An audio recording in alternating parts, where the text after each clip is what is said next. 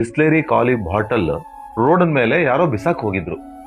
ಇವರು ಬೈಕಲ್ಲಿ ಹೋಗೋಂಥ ಸಂದರ್ಭದಲ್ಲಿ ಆ ಬಾಟಲ್ ಮೇಲತ್ತಿ ಸ್ಕಿಡ್ ಆಗಿ ಬಿದ್ದು ಇವರ ಈ ಮಂಡಿ ಚಿಪ್ಪು ಪೂರ್ತಿ ಒಡೆದು ಪುಡಿ ಪುಡಿಯಾಗಿ ಸುಮಾರು ತುಂಡುಗಳಾಗಿತ್ತು. ಇದನ್ನ ಆಪರೇಷನ್ ಮಾಡಿರೋದ್ರಿಂದ ಇಲ್ಲೆಲ್ಲ ಕಾಲೆಲ್ಲ ಈ ತರ ಆಗಿದೆ. ದಾವಣಗೆರೆ ನಗರದಲ್ಲಿ ಓಲ್ಡ್ ಏಜ್ ಕೇರ್ ಸೆಂಟರ್ ಅಂತೇಳಿ MCC B ಬ್ಲಾಕ್ನಲ್ಲಿ ನನ್ನ ಆತ್ಮೀಯ ಸ್ನೇಹಿತರ ಶಂಭುಲಿಂಗ ಅಂಥೇಳಿ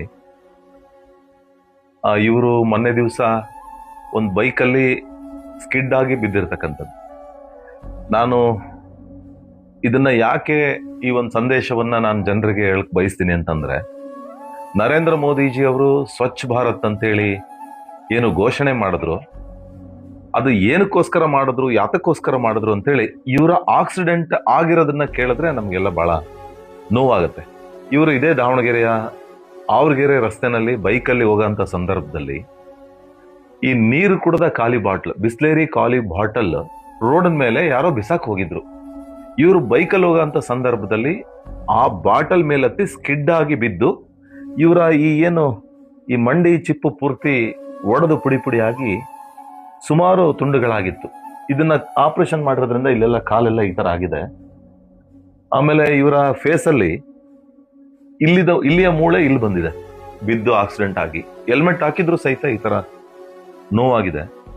ಅದಕ್ಕೆ ನಾನು ಈ ವಿಡಿಯೋನ ನೋಡ್ತಾ ಇರ್ತಕ್ಕಂಥ ಜನರಲ್ಲಿ ನಾನು ವಿನಂತಿ ಮಾಡ್ಕೊಳ್ತೇನೆ, ಸ್ವಚ್ಛ ಭಾರತ್ ಅದು ಹೆಸರಾಗಿ ಉಳಿಬಾರ್ದು, ಅದು ಕಾರ್ಯರೂಪಕ್ಕೆ ಬರಬೇಕು ಅನ್ನೋದು ಒಂದು. ಈ ಆಕ್ಸಿಡೆಂಟ್ ಆದ್ಮೇಲೆ ಆದ್ರೂ ನಾವು ತಿಳ್ಕೊಳ್ಳದೆ ಇದ್ರೆ ನಾವು ಯಾರಿಗೂ ಸಹಾಯ ಮಾಡ್ತೀವಿಲ್ಲ ಗೊತ್ತಿಲ್ಲ, ನನ್ನಿಂದ ಯಾರಿಗೂ ತೊಂದರೆ ಆಗ್ಬಾರ್ದು ಅನ್ನೋ ಒಂದು ಮಾನಸಿಕ ಸ್ಥಿತಿನ ನಾವು ಅದನ್ನ ಅಳವಡಿಸ್ಕೊಂಡ್ರೆ ಒಳ್ಳೇದು ಅನ್ನೋದು ನನ್ನ ಭಾವನೆ. ಯಾಕಂದ್ರೆ ಅವ್ರು ಖಾಲಿ ಬಾಟ್ಲಲ್ಲಿ ಬೀಳಿಸಿಲ್ಲ ಅಂತ ಅಂದಿದ್ದಿದ್ರೆ ಇವತ್ತು ನಮ್ಮ ಶಂಭು ಅವರಿಗೆ ಈ ಪರಿಸ್ಥಿತಿ ಬರ್ತಿರ್ಲಿಲ್ಲ.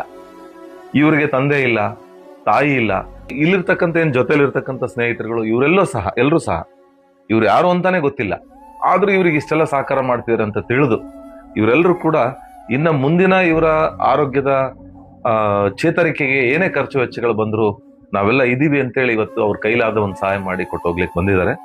ನೋಡ್ರಿ, ಅಮಾಯಕ ಒಬ್ಬ ದಿನಗೂಲಿ ಮಾಡಿ ಇವತ್ತು ಜೀವನವನ್ನ ಸಾಗಿಸ್ತಾ ಇರತಕ್ಕಂಥ ಒಬ್ಬ ನಮ್ಮ ಶಂಭುಲಿಂಗ ಅವರು ಆ ರಸ್ತೆಯಲ್ಲಿ ಬಿದ್ದಿರೋ ಖಾಲಿ ಬಾಟ್ಲು ಸ್ಕಿಡ್ ಆಗಿ ಬಿದ್ದು ಇವತ್ತು 8 ತಿಂಗಳಿನಿಂದ ಹಾಸ್ಟೆಲಲ್ಲಿ ಅವರು ಚೇತರಿಸ್ಕೊಳ್ತಾ ಇದ್ದಾರೆ.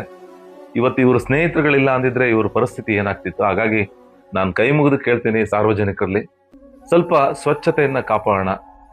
ನನ್ನ ಉಪಯೋಗ ಇಲ್ಲದೆ ವಸ್ತುಗಳನ್ನ ಅದನ್ನ ಎಲ್ಲಿ ಶೇಖರಣೆ ಮಾಡಿ ಅದನ್ನ ಎಲ್ಲಿ ಕಳಿಸ್ಬೇಕು ಅದನ್ನ ನಾವು ತಿಳ್ಕೊಂಡ್ಬಿಟ್ರೆ ಇವತ್ತು ನಾವೆಲ್ಲರೂ ಆರೋಗ್ಯವಾಗಿರ್ತೀವಿ, ನಮ್ಮ ದೇಶನ ಸಮೃದ್ಧಿ ಆಗಿರುತ್ತೆ ಅಂತ ನಾನು ಹೇಳಿಕ್ ಬಯಸ್ತೇನೆ.